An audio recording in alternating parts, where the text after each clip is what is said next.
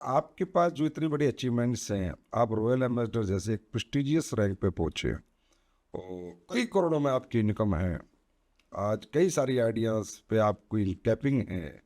इसमें जब भी आपके बारे में चर्चा होती है डायरेक्ट सेलिंग इंडस्ट्री में मैं कह रहा हूँ, तो आपकी एजुकेशन सिस्टम को बहुत महत्व दिया जाता है कि आप जो कल्चर डेवलप किया है, जो एजुकेशन सिस्टम डेवलप किया है, जो यूनिक एजुकेशन सिस्टम बोला जाता है कि अमित दुबे जी ने अपनी टीम में बड़े अच्छे संस्कार और कल्चर और सिस्टम डेवलप किया है। तो थोड़ा अनुभव साझा करना चाहेंगे? ये सर मुझे बहुत पहले से ही समझ में आया था कि डायरेक्ट सेलिंग इंडस्ट्री में खुद हीरो बनने का बिजनेस नहीं है, अपने नीचे से लोगों को हीरो बनाने का बिजनेस है। हीरो बनाने का मतलब है कि हमें हमारे नीचे से लोगों को डेवलप करना पड़ेगा, अपने जैसा बनाना पड़ेगा। और उसका एकमात्र साधन मुझे समझ में आता था एजुकेशन, क्योंकि एजुकेशन पावर देता है लोगों को। अगर कोई भी इंसान एजुकेटेड है तो वो कॉन्फिडेंट रहेगा। तो मैंने शुरुआती दौर से इस पे बहुत काम किया। मतलब मैं ये कभी नहीं सोचने गया कि कोई ऊपर से लाके मेरी ट्रेनिंग करेगा, मीटिंग करेगा। आज डायरेक्ट सेलिंग में लोगों को सक्सेसफुल होने के लिए लोगों के अंदर 3-4 क्वालिटी होना चाहिए। पहला प्लानर होना चाहिए, दूसरा उसको ट्रेनर होना चाहिए, तीसरा मोटिवेटर होना चाहिए और चौथा एक अच्छा काउंसलर होना चाहिए, मॉनिटरशिप उसको आनी चाहिए। तो मैंने कोशिश किया कि अगर ये चारों क्वालिटी मैं ही अपनी टीम को सिखा देता हूँ तो फिर मेरी टीम मेरी कॉपी बन जाएगी। और जब मेरी टीम मेरी कॉपी बन जाएगी तो मैं न होके भी कई जगह खड़ा रहूँगा। इसलिए सर मैंने शुरुआती दौर से ही एजुकेशन में बहुत फोकस किया। मतलब ये कह सकते हैं आपने पूरी टीम को अपनी भरा हुआ पेपर फोटो स्टेट करके दी। हाँ, मैंने सर ये कोशिश किया। आप कितना हो पाया वो तो वो आप कहने लोग बताएं। कहावत है ना कि खाली पेपर की फोटो स्टेट करोगे तो खाली निकलेगा और भरे हुए की करोगे तो भरा हुआ निकलेगा। हाँ तो आप एक भरा हुआ पेपर थे, खुद पहले एजुकेट किया खुद को और फिर आपने एक एजुकेशन सिस्टम डेवलप कर दिया। जी। वही आज आपकी इतनी बड़ी अचीवमेंट का कारण है।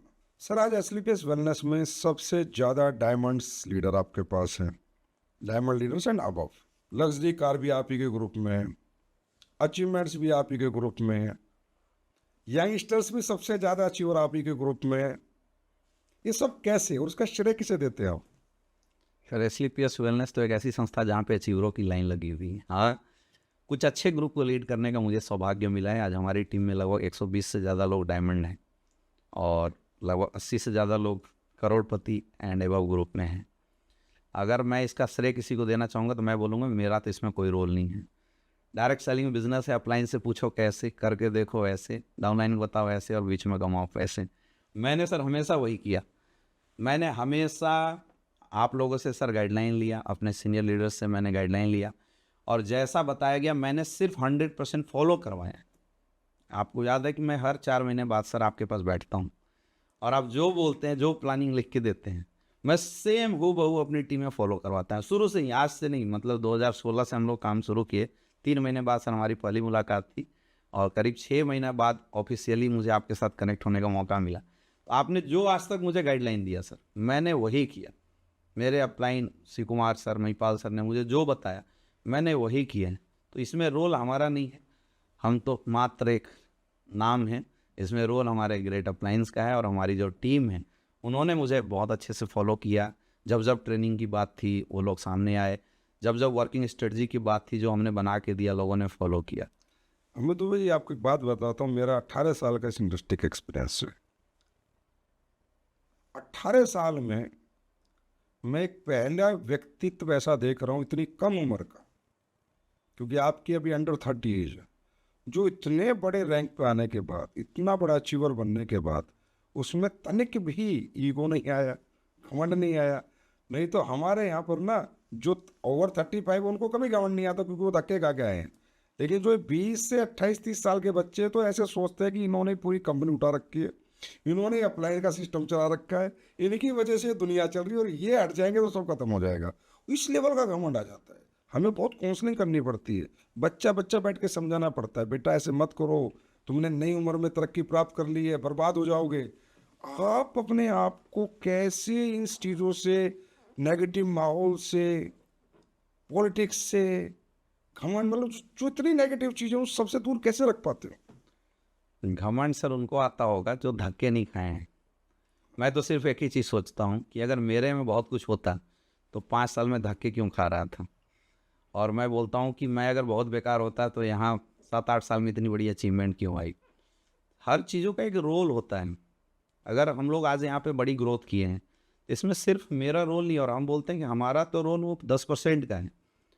हाँ, यहाँ पे रोल किसने किया? अच्छे प्रोडक्ट ने किया, अच्छे पे आउट ने किया, अच्छी एजुकेशन सिस्टम ने किया, अपलाइनों की मेंटरशिप ने रोल करी। हमने तो 10% का काम किया। तो जब 90% काम कोई और कर रहा है, हम सिर्फ 10% अपना रोल कर रहे हैं, उसके बाद जब अचीवमेंट आ रही है, तो सर घमंड आने का तो सवाल ही नहीं है।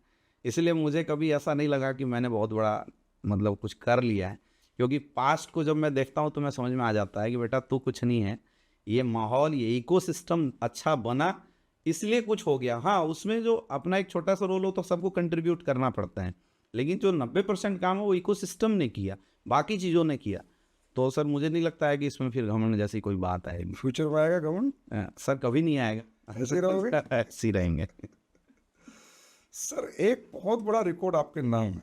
मैं पूरे फिगर नहीं जानता, पर मैं इतना जानता हूँ, एक बार एक स्ट्रेटेजी बनी थी 10 के दम की, कि 10 के दम करेंगे 24 घंटे की। फिर लोगों ने 2 दिन के की, 1 घंटे की, कि भाई महीने में जितने भी लोग ज्वाइन होंगे उनको बुलाएंगे और एक रात एक दिन होटल में रखेंगे, उनको बेसिक ट्रेनिंग, थोड़ा मोटिवेशन, थोड़ा गाना बजाना करके उनको हमारे माहौल में डालने की कोशिश करेंगे। मतलब प्रॉपर पूरी ट्रेनिंग नहीं, पर एक 12 स्टेप ट्रेनिंग, थोड़ा प्लान, प्रेजेंटेशन, थोड़ा मोटिवेशन, थोड़ा हल्ला गुल्ला। और उससे क्या होगा कि जो नए नए लोग आए हैं ना, ज़्यादा लंबा हमसे दूर नहीं रहेंगे, हमसे चिपक जाएंगे। उसमें आपने 60-70 दिन, 80 दिन, पता नहीं कितने दिन आप लगातार घर से बाहर रहे थे। 3 महीने से। वही पूछना चाह रहा हूँ। और आपने कई हजारों को खुद ट्रेनिंग, मतलब आपके पास उस टाइम पे बहुत सारी डाउनलाइन भी थी, अचीवर भी थी, पर खुद आपने पूरे 10 के दम के 24-24 घंटे के बैच निपटाए थे। क्या फिगर था सर? कितने दिन बाहर रहे थे? उस समय सर 2017 की ये बात है। मैं स्टार सफायर था और कंपनी में अनाउंस हुआ कि 10 कदम ट्रेनिंग करना है। तो अलग अलग ग्रुप की 10 कदम ट्रेनिंग चल रही थी। तो मेरे पास सर आपका कॉल आया, आपने बताया ऐसे ऐसे 10 कदम है, इसकी स्ट्रेटजी बनाओ और इस पे काम करना शुरू करो। और मुझे बड़ा हिट हुआ, क्योंकि वहाँ एक फार्मूला काम कर रहा था कि जब एक डायमंड का टैलेंट एक फ्रेशर में डाला जाए तो क्या ग्रोथ होगी, ये सोच के देखो। क्योंकि जनरली क्या होता है, एक डायमंड स्टार सफायर को सिखाता है तो 90% सिखाता है, स्टार सफायर उसके नीचे को सिखाता है तो 90%। तो नीचे जाते जाते 5 लेयर के बाद पता चलता है कि ओरिजिनल जो एजुकेशन है वो डाइट कर गया, मर गया। लेकिन इस ट्रेनिंग में ऐसा था कि सीनियर लीडर फ्रेशर्स को बेसिक काम सिखाएगा। तो ये चीज़ मुझे बड़ा अच्छा लगा था कि अगर मैं अपना डुप्लीकेट फ्रेशर को कर दूँ तो फिर कितना मज़ा आएगा। तो हमने एक फर्स्ट बैच बनाया था 30 लोगों का, जो मेरी की कोर 30 लोग थे, मैंने उसका एक बैच बनाया और मैंने फर्स्ट 10 कदम ट्रेनिंग लिया। और उस 10 कदम ट्रेनिंग के बाद मैंने लोगों से पूछा कैसा लगा। तो चूंकि जो मेरे परफॉर्मर थे, मैंने देखा उनमें बहुत सारी कमियां थी। उनको प्लान करने नहीं आता था, क्लोजिंग करना नहीं आता था, ऑब्जेक्शन हैंडलिंग करना नहीं आता था। तो ये सब मैंने उनको जब तैयार किया तो मैंने बोला सोचो ये क्वालिटी नीचे में चली जाए तो कैसे रहेगी। सबने बोला बहुत अच्छा। फिर हमने सर 10 कदम के बैच करने शुरू किया और 200 250 के हमने बैच किए। 3 महीना मैं कंटिन्यूअस स्टार सफायर लेवल पे घर से बाहर रहा था और करीब, मुझे डाटा एग्जैक्ट तो नहीं याद है, बट 5 से 6 हज़ार लोगों को हमने 10 कदम ट्रेनिंग से निकाला था।